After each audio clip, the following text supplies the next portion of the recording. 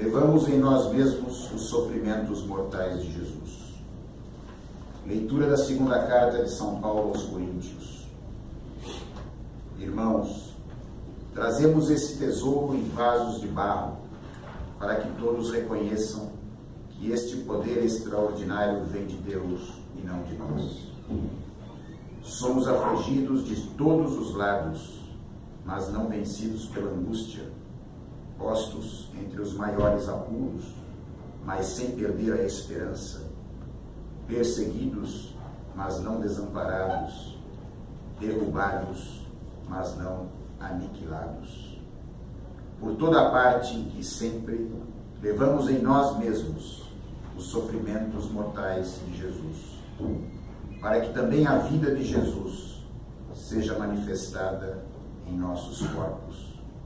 De fato, nós, os vivos, somos continuamente entregues à morte por causa de Jesus, para que também a vida de Jesus seja manifestada em nossa natureza mortal. Assim, a morte age em nós, enquanto a vida age em vós. Mas, sustentados pelo mesmo espírito de fé, conforme o que está escrito, eu creio e por isso falei.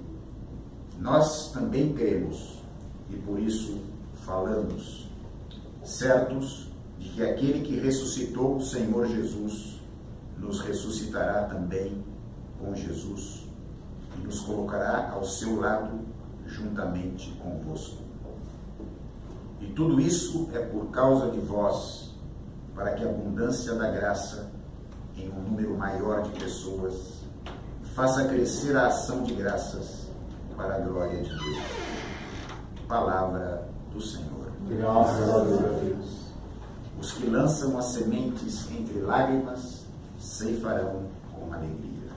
Os que lançam as sementes entre lágrimas ceifarão com alegria. Quando o Senhor reconduziu nossos cativos, parecíamos sonhar, encheu-se de sorriso nossa boca, nossos lábios de canções. Os que lançam as sementes entre lágrimas ceifarão com alegria. Entre os gentios se dizia, maravilhas fez com eles o Senhor. Sim, maravilhas fez conosco o Senhor. Exultemos de alegria. Os que lançam as sementes entre lágrimas ceifarão com alegria. Mudai a nossa sorte, ó Senhor, como torrentes no deserto. Os que lançam as sementes entre lágrimas ceifarão com alegria. Os que lançam as sementes entre lágrimas ceifarão com alegria. Chorando de tristeza sairão, espalhando suas sementes. Cantando de alegria voltarão, carregando os seus feixes. Os que lançam as sementes entre lágrimas ceifarão com alegria. Aclamação ao Evangelho. Aleluia, aleluia, a minha alma abrirei. Aleluia, aleluia, Cristo é meu Rei. O Senhor esteja convosco. Está no meio de nós. Proclamação do Evangelho de nosso Senhor Jesus Cristo segundo São Mateus. Glória a vós, Senhor. Naquele tempo, a mãe dos filhos de Zebedeu aproximou-se de Jesus com seus filhos e ajoelhou-se, com a intenção de fazer um pedido. Jesus perguntou, o que tu queres? Ela respondeu, manda que estes meus 2 filhos se sentem no teu reino, um à tua direita e outro à tua esquerda. Jesus então respondeu-lhes, não sabeis o que estáis pedindo. Por acaso podeis beber o cálice que eu vou beber? E eles responderam, podemos. Então Jesus lhes disse, de fato vós bebereis do meu cálice, mas não depende de mim conceder lugar à minha direita ou à minha esquerda. Meu Pai é quem dará esses lugares. aqueles para os quais ele os preparou. Quando os outros 10 discípulos ouviram isso, ficaram irritados contra os 2 irmãos. Jesus, porém, chamou-os e disse: Vós sabeis que o chefe das nações tem o poder sobre elas e os grandes as oprimem. Entre vós não deverá ser assim. Quem quiser tornar-se grande, torne-se vosso servidor. Quem quiser ser o primeiro, seja o vosso servo. Pois o Filho do Homem não veio para ser servido, mas para servir e dar a sua vida como resgate em favor de muitos. Palavra da salvação. Glória a vós, Senhor. Louvado seja o nosso Senhor Jesus Cristo. Para sempre seja louvado. Mas sem perder a esperança, perseguidos, mas não desamparados, derrubados, mas não aniquilados. Todos esses verbos são chamados verbos particípios, né? Verbos substantivados. O que quer dizer isso? O verbo aqui se torna pessoa. Então, eu não sofro a perseguição, eu sou a perseguição. A ideia do perseguido, conjugado desta forma, quer dizer isso. Só que também não sou desamparado. Da mesma forma que os verbos negativos estão substantivados, os verbos positivos também estão substantivados. Desamparados e não estamos aniquilados. E os 2 aqui superam os outros 2, que é o perseguido e derrotados, talvez que estejam ali. Eles perdem na sua força que tem, né, verbal, para os outros 2, porque os outros 2, na sua essência, superam os 2. Mas entendam, o sofrimento, de fato, chega um momento na vida do cristão que ele se mistura com a própria realidade do ser cristão. De fato, quem é do Cristo vai assimilar uma vida que foi a que Cristo teve nesta terra. E paremos para analisar a vida de Cristo nesta terra. Desde a tenra infância até o último dia, nesta terra, ele sofreu. E mais do que isso, ele sobe aos céus com as marcas do sofrimento. Cristo poderia muito bem ter curado as chagas dele, mas ele quis subir com elas. Por quê? A maneira que Cristo cura as chagas dele não é curando as chagas, é curando a maneira que se enxerga as chagas, que aí pode ser uma forma muito mais eficaz da cura. Isso muito nos interessa, porque às vezes a gente sofre de seusite. O que é isso, seusite? Infecção dos desejos de ter o céu, entendeu? O it quer dizer isso, toda doença que tem o it quer dizer infecção, né? Então a gente sofre de seusite. A gente quer viver o céu aqui na terra, muitas vezes, coisa que nem Cristo, que era o próprio céu, viveu. A gente quer viver uma vida aqui nessa terra sem nenhum sofrimento, sem nenhum tipo de problema. A gente luta ansiosamente por isso. Tem pessoas que vão nas missas pedindo curas e mais curas e mais curas, quando o próprio Deus não quis curar tudo nele, quando o próprio Deus não quis sarar todas as suas feridas. Ele só quis vê-las de uma forma diferente. E isso pode ser uma cura muito eficaz. Para nós que estamos nesta terra e que não vamos viver o céu aqui na terra como se viveremos lá. Lá sim não terá sofrimento, dor, lágrima, lá não vai ter nada disso. Mas nós não chegamos lá ainda.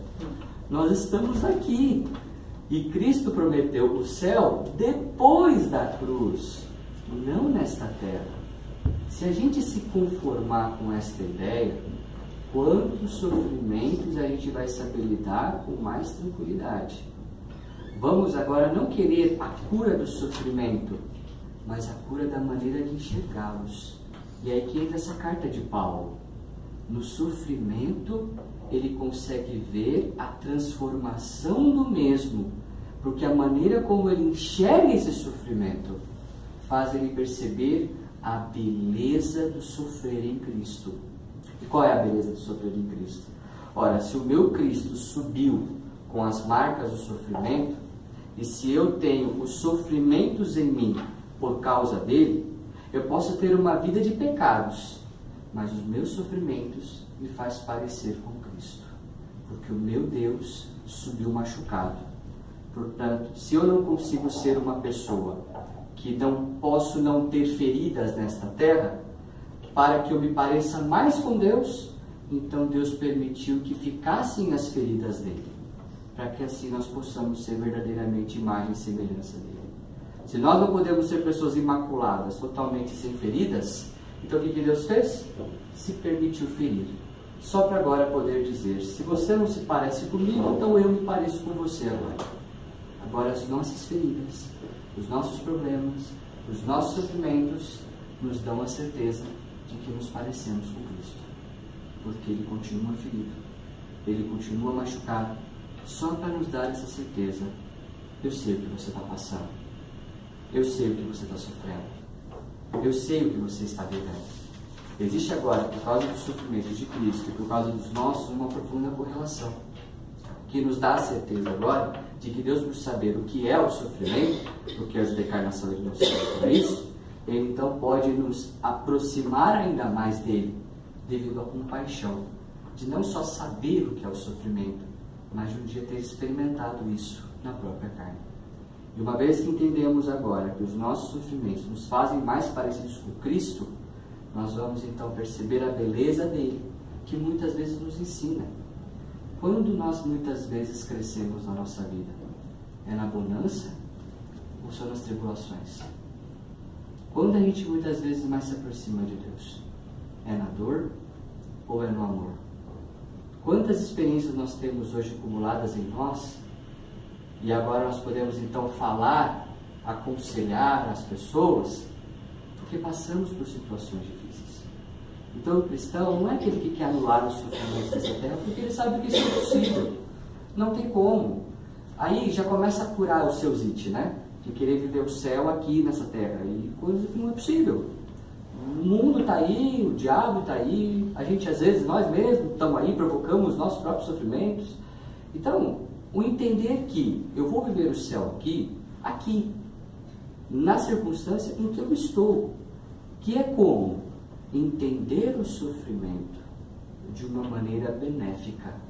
Não é ser masoquista aqui, não é desejar o sofrer pelo sofrer, mas entender que os sofrimentos hoje, por ter passado pela vida do Cristo, até os sofrimentos sofreram a redenção.